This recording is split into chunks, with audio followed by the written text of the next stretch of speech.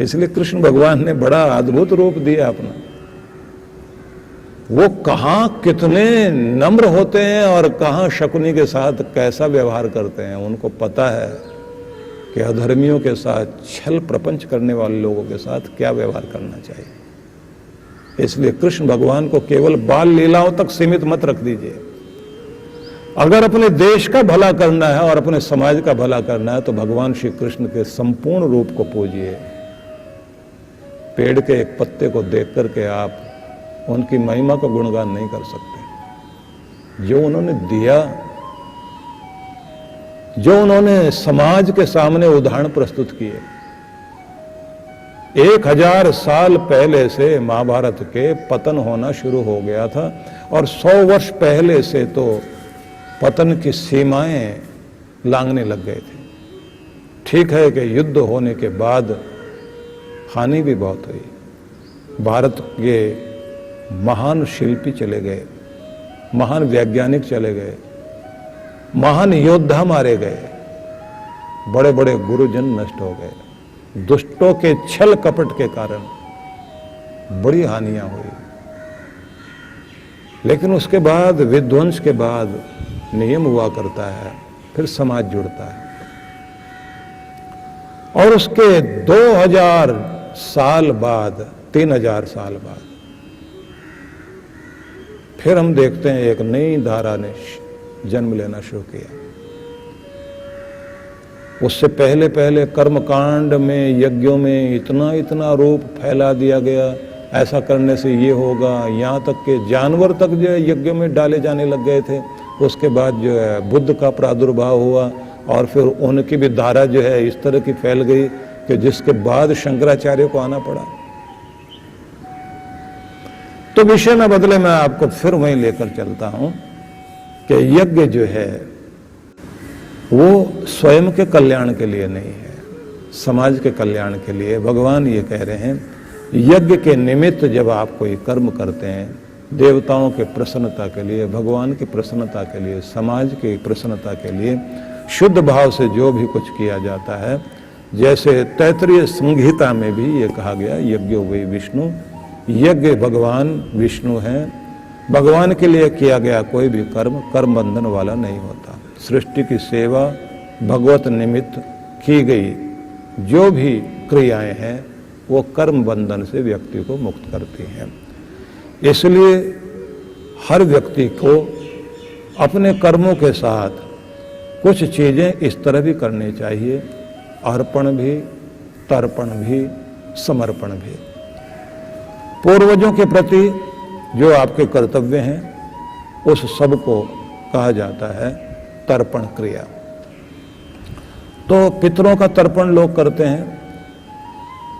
तर्पण का मतलब उनको तृप्त कर देना, तृप्त हो जाए उनकी आत्माएं। इसका नियम होता है कि पितरों के ऋण से ऋण होने का नियम है अपनी संतान को लायक बनाना, सुसंस्कारित करना, शिष्ट बनाना, धर्मनिष्ठ बनाना, समाज के लिए योग्य संतान, महान गुणों वाली संतान, विश्वास करने योग्य संतान समाज को देना। इसे माना जाता है कि पितरों के ऋण से ऋण हो गया। अगर आपका बच्चा बिगड़ा हुआ है, समाज के लिए समस्या है, तो पितर आपसे प्रसन्न नहीं होंगे।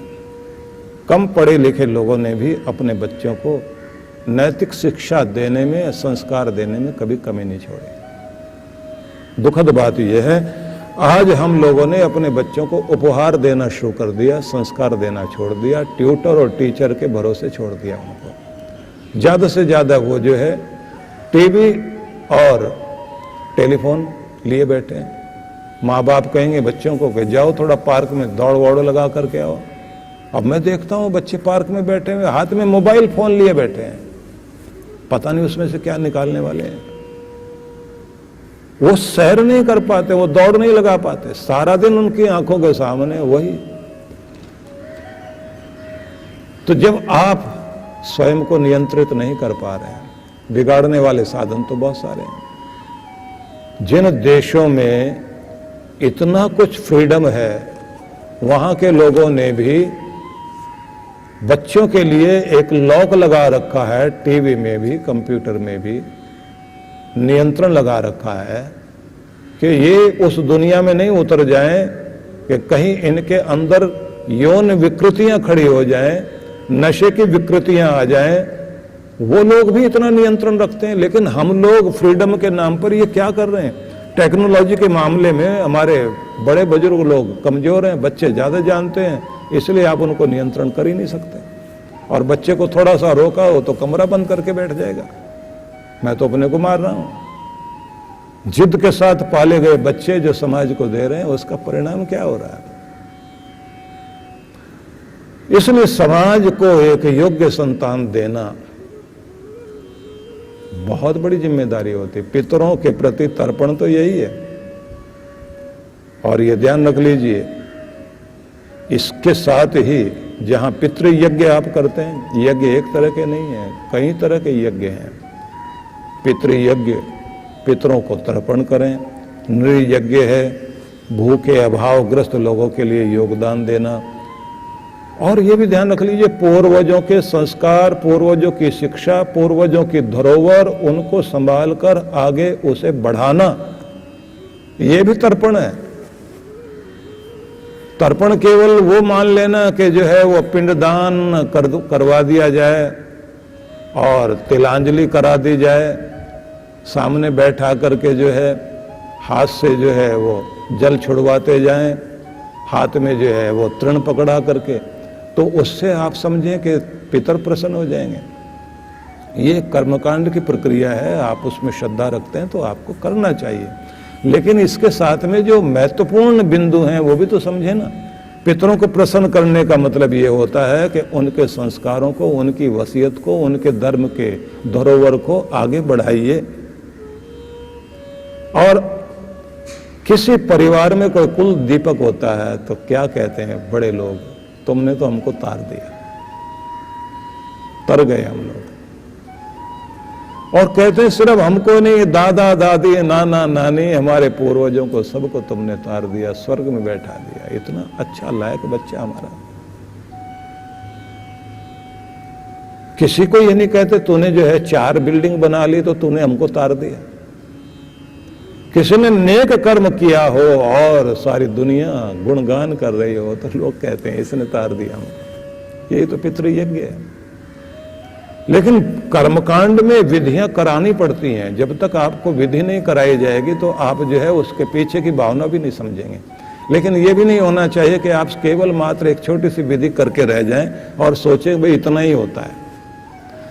जब नृयज्ञ की बात आएगी तो भूखों अभावग्रस्तों के लिए योगदान देना और मनुष्य के वर्तमान दायित्व जितने भी हैं, समाज के लिए आपने जो भी कुछ अर्पण करना है वो जरूर करना चाहिए।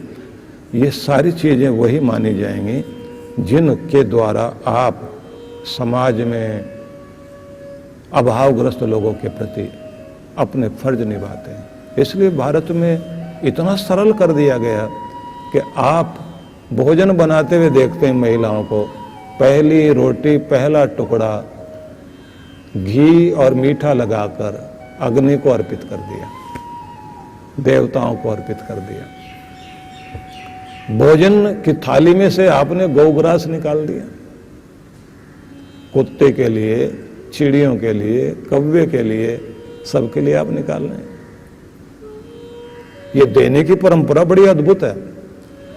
एक भूत यज्ञ कहा जाता, प्राणी मात्र के प्रति जो है, जड़ चेतन के प्रति योगदान करना, जो करुणा के पात्र हैं उनके प्रति सहयोग करना, इसको भूत यज्ञ कहा जाता है। वहां भूत से मतलब भूत प्रेत नहीं है, ब्रह्म यज्ञ है, जहां आप अपना तन मन धन, अपना सर्वस्व प्रभु को अर्पण करते हुए अपने ध्यान में बैठे बैठे स्वयं की आहुति देते हैं भगवान को। मतलब अपने ध्यान में इतने उतर जाएं कि आप प्रभु से जुड़ जाएं, ये ब्रह्म यज्ञ। और फिर अग्निहोत्र, अग्नि में आहुति देना, उसके भी 3 अर्थ माने गए हैं, देव पूजा, संगतिकरण और दान। पंच जना मम होत्रम जुषद्धोम, 5 लोग 5 वर्ग समाज के बैठे हैं और यज्ञ करें, भगवान कहते हैं तब मैं प्रसन्न होता हूं। लेकिन इतनी बड़ी व्याख्या में अगर हम लोग लग जाएंगे तो अर्थ और सार से वंचित रह जाएंगे। सभी तरह के ऋणों से व्यक्ति को मुक्त होना चाहिए, माता पिता गुरु, क्योंकि यज्ञ कहा जाता है, यज्ञ वही श्रेष्ठतम कर्म, जितने भी श्रेष्ठ कर्म हैं उन सबको यज्ञ कहा गया है। तो दुनिया के कर्म जो भी हैं, ये मान लीजिए कि तुम्हारा कर्म यज्ञ बन जाए, तुम्हारा आचरण तुम्हारी पूजा बन जाए, तुम्हारा चलना भगवान की प्रदक्षिणा बन जाए, तुम्हारा सोना समाधि बन जाए, तुम्हारा बैठना भगवान की गोद में जैसे आप विश्राम कर रहे हैं, और तुम्हारा खाना भी जो है वो ऐसा होना चाहिए कि भगवान के प्रसाद को ग्रहण करते हुए आप जैसे धन्यवाद कर रहे हैं, और अगर आप जल भी पी रहे हैं तो उस जल को भी मानना चाहिए ये मेरे प्रभु का चरणामृत है, उसके द्वारा, उसकी कृपा के द्वारा दिया गया एक अमृत है। अमृत भाव से जब आप अपने भोजन को देखते हैं, वो भोजन अमृत बन जाता है, उसको अमृत प्रसाद बोलते हैं। और जैसे ही आप अपने कर्म को प्रभु को अर्पण करते हुए करते हैं तो वह कर्म आपका दिव्य कर्म हो जाता है। ये दिव्य कर्म करने के लिए आपको संसार में भेजा गया। भगवान आगे फिर कह रहे हैं, सह यज्ञ प्रजा सृष्ट्वा पुरोवाच प्रजापति अनेन प्रविश्य ध्वमेश वो अस्तु इष्ट काम दुख। सृष्टि के आदिकाल में सृष्टिकृता प्रजापति ने यज्ञ के साथ प्राणियों को उत्पन्न किया और कहा, इसके द्वारा तुम फलो फूलो, अपने संतान की वृद्धि करो, यह यज्ञ तुम्हारे लिए समस्त कामनाओं की पूर्ति करने वाला बने, तुम काम धेनु वाले स्वरूप को प्राप्त हो जाए। तो शब्द है सह यज्ञ, यज्ञ सहित, प्रविश्य ध्वम, संतान की वृद्धि करो, यह अर्थ हुआ। इष्ट काम दुख का अर्थ हुआ अभिष्ट सिद्धि की प्राप्ति हेतु, इसको कामधेनु भी कहा जाता है। तो सीधा अर्थ ये हो गया कि भगवान ने सृष्टि के आदि में संसार की जब रचना की, प्राणी मात्र की रचना की, उस रचना के साथ उन्होंने यज्ञ के साथ ही ये सारी रचनाएं की, और यज्ञ कर्म करने के लिए ही सब लोगों को कहा कि तुम यज्ञ करने वाले बनो। साथ में ये भी कहा कि ये यज्ञ जो है ये काम दुख है, इष्ट काम दुख। इष्ट मतलब अभीष्ट, जो तुम चाहते हो उस सबके कामनाओं की पूर्ति करने वाला यज्ञ ही है। दूसरा अर्थ हम लेकर चलें कि प्रजापति भगवान ने संसार का निर्माण किया और उसको यज्ञ भावना से किया, और ये यज्ञ जो है ये व्यक्ति की कामनाओं को पूरा कराने वाला, स्वर्ग कामो यजेत, सुख विशेष की इच्छा हो तो व्यक्ति को हवन करना चाहिए, यज्ञ करना चाहिए। और यज्ञ के रूप में पूरी सृष्टि की रचना की गई है। सार में ये समझ लीजिए कि वो सृष्टि की रचना यज्ञ के रूप में किस तरह से हर चीज एक दूसरे के काम आ रही है। मैं तुम्हें दूं तुम मुझे दो। आहुति दी गई अग्नि में, वो दी नहीं गई, वो ली गई है। दिया कई गुना वापस लिया। एक किसान भी बहुत प्रेम के साथ भूमि को तैयार करके, भूमि को तैयार करने का मतलब होता है जैसे कोई अग्नि प्रचंड कर रहा हो, और उसके बाद उसमें जैसे आहुति दी जाती बीजों की, बीज बो दिए गए, तो आपने चुटकी भर अन्न के दाने बोए और मुट्ठी भर, चुटकी भर दिए, मुट्ठी भर गई आपकी, इतना वापस मिल गया, फसल उग कर आ गई। आपने अगर थोड़े से दाने, इसका उदाहरण दिया जाता है कि सामग्री में 33 प्रकार की जड़ी बूटियां मिलाई जाती हैं। उन सब में तिल को भी रखा गया, जौ को भी रखा गया। क्यों रखा गया? तो उसके अलग अलग भाव भी हैं, लेकिन एक भाव मैं अलग से बताना चाहता हूं आपको। एक चुटकी भर तिल आपने जैसे आहुति दी, तो किसान जो है उस आहुति को एक छोटी सी चुटकी उठाकर जमीन में बो दी उसने। अब उस बोने का परिणाम देखिए आप। उस 5-10 दानों से कुछ अंकुर निकले, पौधे बने। एक तिल के पौधे में आप देखेंगे, जैसे मूंगफली, छोटी मूंगफली होती है जिसमें दाने होते हैं 2, उससे भी छोटी मूंगफली जितनी, बल्कि आधी मूंगफली जितने, मूंगफली जैसे आकार के ही छोटे आकार के उसमें फलियां लगती हैं तिल की। उन फलियों को तोड़िए आप, एक में लगेंगी 10 भी होती हैं, और एक के अंदर 10 दाने, 10 तिल निकल आए। अब आप सोच लीजिए, एक दूसरा डंठल भी निकल आया उसमें से, उसमें भी इसी तरह से आपने एक दाना दिया था, 100 दाने वापस आ गए। जौ को बोइए, गेहूं को बोइए, एक दाना बोएंगे आप 100 मिलेंगे वापस। चुटकी भर बोया, मुट्ठी भर गई, इतना मिल गया वापस। मुट्ठी भर के बोया, अंजलि भर गई, अंजलि भर के बोया, थैला भर गया आपका। थोड़ा दो और अनेक गुना पाओ, ये देवताओं का नियम है। मनुष्य जितना लेता है उतना लौटा दे, बहुत बड़ी बात है। लौटाएगा, असल में तो लौटाना नहीं चाहता, और अगर लौटाना पड़े तोड़ तोड़ के लौटाएगा। 100 रुपए अगर आप ने किसी को उधार दे दिए तो सीधे 100 वापस नहीं करेगा, 100 के कम से कम 10-10 टुकड़े करके 10-10 देंगे साहब, एक बार में है नहीं, वो आपके काम का भी नहीं रह जाएगा। और लेने के लिए भी आपके पास में उतना कोई प्रबंध होना चाहिए कि आप गला दबा के अपना वापस ले सकें। तो अब धरती का कोई गला दबाएगा कि मैंने तुम्हें इतने सारे दाने दिए तो वापस करो? देवताओं का स्वाभाविक नियम है, थोड़ा दो और कई गुना वापस पाओ। ये जड़ देवता कर रहे हैं तो चेतन देवता तो पहले करते हैं। सारा जड़ चेतन देव एक नियम बनाए हुए कि थोड़ा किसी के लिए किया तो अनेक गुना वापस आएगा।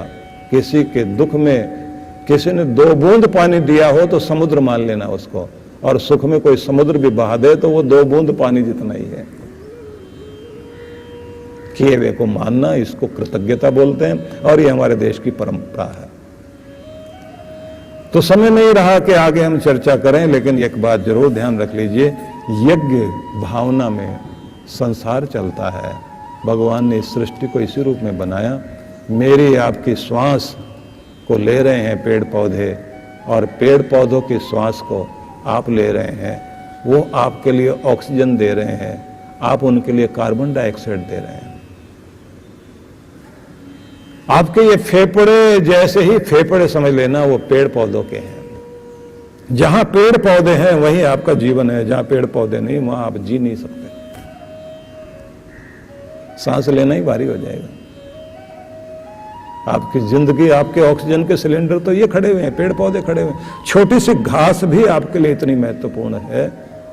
पेड़ पौधे ना भी हो तो घास ही हो, वो भी आपको जिंदा रखेगी। इसलिए कोई बेकार नहीं है, आपके लिए हर चीज कल्याणकारी है। ये सृष्टि का यज्ञ चल रहा है। आप दे रहे हैं, वापस आप ले रहे हैं, आपको मिल रहा है, का ये क्रम जारी रहे। इसी क्रम में सबसे बड़ा यज्ञ माना जाता है ब्रह्म यज्ञ, जिसमें आप परब्रह्म परमेश्वर से जुड़ना सीखते हैं, जिससे बिछड़े हैं उससे मिलना सीखते हैं। इसी के लिए ध्यान और अपने अंदर की शक्तियों को कई गुना बढ़ाने के लिए किया जाता तप, और अपनी वाणी को परमात्मा से जोड़कर अपनी भावनाओं को प्रभु में बनाने के लिए किया जाता है जप, और प्रभु के प्रति अनंत प्रेम जगाए रखने के लिए की जाती है स्तुति, और आवागमन के चक्र से छूटने के लिए हाथ में ली जाती है माला कि ये चक्र समाप्त हो जाए, और अगर चक्र रहे तो परमात्मा केवल तेरे प्रेम का चक्र रहना चाहिए। बड़ी अद्भुत चीज़ है हमारे देश की। इसलिए ध्यान में आप बैठेंगे वो सारी चीज़ें आप पाएंगे। तप आप करेंगे, अपनी आत्मा को निखारेंगे, अपने जन्म जन्मांतरों का कल्याण करने का मौका आपको मिलेगा। सभी के लिए मंगल कामना।